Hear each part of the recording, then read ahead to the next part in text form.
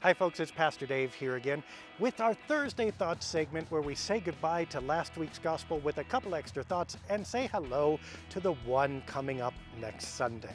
And this past week we had a kind of scary and thrilling parable about a grumpy king who threw a wedding banquet that nobody came to, and so he dismissed, or actually got rid of, the people who didn't come and invited new people who showed up and filled the banquet hall. And we talked on Sunday about how it's awfully easy, especially for those of us who are familiar with God, faith, church, had it in our whole lives, to become complacent, to be like the people who didn't show up to the wedding banquet and whom the king summarily dismissed.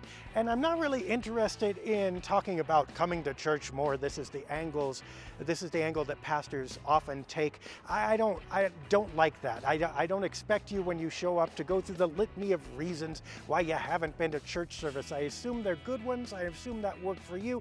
No judgment there. It's not just about time spent.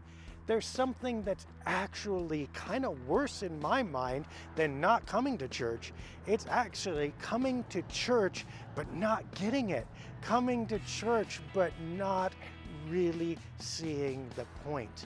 And as it turns out, not showing up to the banquet happens in a lot sneakier ways than we think.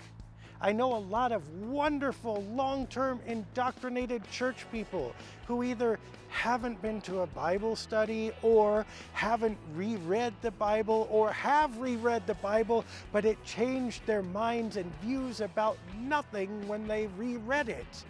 If you're carrying the exact same view of Scripture now that you were taught when you were 14, unless you're 15, that's probably a sign that you're not really showing up for the banquet. There are also plenty of church people who come to church and presume that coming to church itself is their act, their contribution, their good thing that gets them in right with God. And they get pretty resentful when other people who come in new, like the second group of people in the story, get welcomed and loved and full access just like they have had.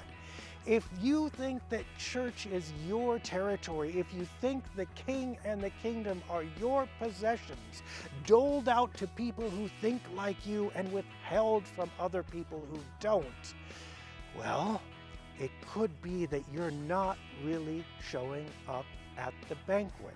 And the last one, the exact one we talked about last week, if you think that faith is just part of your life, that it's a nice thing that good people do while pursuing their American dream and financial prosperity and stuff, and knowing God is supposed to be an aid to you and God's blessings are wrapped up in that stuff, and that stuff alone designed to personally benefit you, you might be missing the banquet.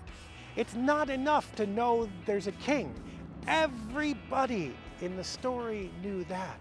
You got to know what you're showing up for, and you got to know that it's not all about you.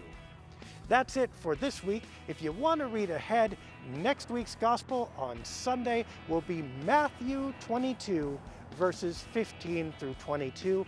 We invite you to read that over, and we will see you again very soon.